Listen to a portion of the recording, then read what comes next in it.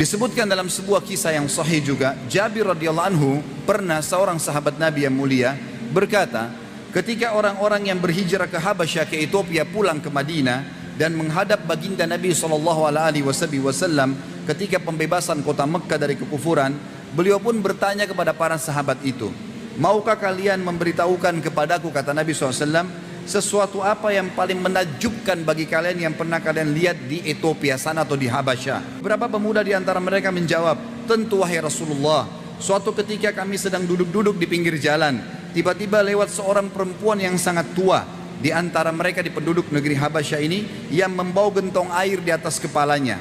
Tiba-tiba perempuan tersebut bersenggolan atau lewat di sebelahnya seorang anak muda laki-laki, yang tiba-tiba anak laki-laki tersebut memegang pundak si perempuan tadi, kemudian mendorongnya sehingga perempuan itu jatuh berlutut dan pecahlah gentong airnya. Sesudah bangkit, perempuan itu memandang si anak muda kemudian berkata, wahai pengkhianat, kelak kamu akan menyadari jika Allah telah meletakkan kursinya nanti di hari kiamat dan mengumpulkan manusia untuk menghakimi di antara mereka. Sejak awal dan akhir, semua manusia yang pertama dan akhir akan didatangkan, tangan-tangan dan kaki mereka akan berbicara, dan tidak ada sesuatu pun yang terzalimi, maka urusanku dan urusanmu akan selesai pada saat itu. Maka Nabi SAW bersabda, apa yang diucapkan perempuan itu benar. Bagaimana Allah memberkahi suatu kaum yang tidak mau menolong orang yang lemah dari tindakan orang yang berbuat aniaya. Abdullah bin Salam radhiyallahu anhu, seorang sahabat Nabi yang mulia, berkata, sesungguhnya tak kala Allah menciptakan makhluk dan mereka telah berdiri di atas kaki-kaki mereka, mereka pun mendongakkan kepala mereka ke langit seraya berkata, wahai Rabb, bersama siapakah engkau? Maka Allah menjawab, bersama dengan orang-orang yang dizalimi hingga hak mereka kembali kepada mereka masing-masing. Wahab bin Munabbih menceritakan dalam sebuah riwayat yang sahih tentang balasan orang-orang yang zalim. Di dalam sebuah kisah dikatakan ada seorang raja yang zalim. Dia membangun istana yang besar di sebelah gubuk seorang wanita tua di perkampungannya atau di wilayahnya.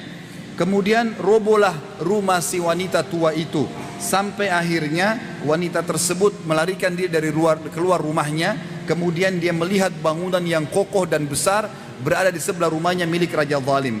Lalu si wanita itu bertanya kepada orang-orang di sekitarnya, siapa yang telah merobohkan rumahku ini? Maka mereka berkata, raja. Lalu ia melihat ke arah rumah tersebut, lalu kemudian mendongakkan kepalanya ke langit sambil berkata, wahai Rabbku, wahai penciptaku, wahai pemilikku. Rabb artinya pencipta, pemilik, pengawas, penyiap segala kebutuhan dan pemusnah. Wahai Rabbku, melihat kepalanya ke langit. Lalu dia mengatakan, jika aku tidak ada, di manakah engkau? Kemudian Allah memerintahkan kepada Jibril alaihissalam agar membalikkan istana tersebut, kemudian mematikan semua yang ada di dalamnya.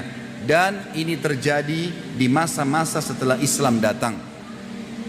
Kemudian juga dikatakan seorang gubernur di wilayah Irak bernama Khalid bin Barmak. Orang ini berbuat zalim. Pada saat dia menjadi seorang pengusaha, dia berbuat zalim, selalu mengambil hak masyarakatnya. Maka yang terjadi, dia berkata pada saat dipenjarakan satu hari dengan anaknya yang mendukungnya, anaknya bertanya, wahai ayah di penjara, dulu kita mulia, duduk di sebuah singgasana yang mewah, kita makan dari makanan yang enak, kita didampingi dengan pelayan-pelayan yang banyak. Sekarang kenapa kita jadi terbelenggu seperti ini dan berada di penjara? Maka ayahnya berkata, wahai anakku, doa-doa orang yang terzalimi senantiasa bergema di malam hari, namun kita tidak menyadarinya dan Allah tidak lalai dari itu. Disebutkan dalam riwayat yang lain, Abu Umamah radhiyallahu anhu, sahabat Nabi yang mulia, berkata, akan didatangkan orang yang zalim pada hari kiamat kelak kalau dia tidak sempat minta maaf dan mengembalikan hak orang yang sedang dizaliminya, hingga ketika berada di atas sirat yang berada dibentangkan di atas neraka. Maka di atas neraka jahanam ia bertemu dengan orang-orang yang pernah dizaliminya. Kemudian orang-orang tersebut menceritakan kepada Allah tentang kezaliman yang terjadi. Maka orang-orang yang dizalimi tadi kemudian mengambil semua pahala yang dimiliki orang tersebut tanpa tersisa sedikit pun, sampai semua hak orang yang terzalimi diberikan. Jika mereka sudah mendapatkan kebaikan, maka masih ada yang menuntut secara otomatis semua kejelekan-kejelekan orang yang masih menuntut akan ditimpahkan kepadanya sehingga dia akan dilemparkan ke dalam api neraka.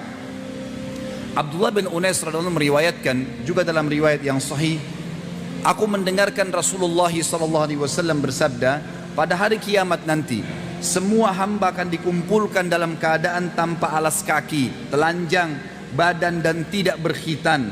Lalu ada seruan menyeru dari malaikat yang diperintahkan oleh Allah yang dapat didengar oleh orang yang dekat dan orang yang jauh.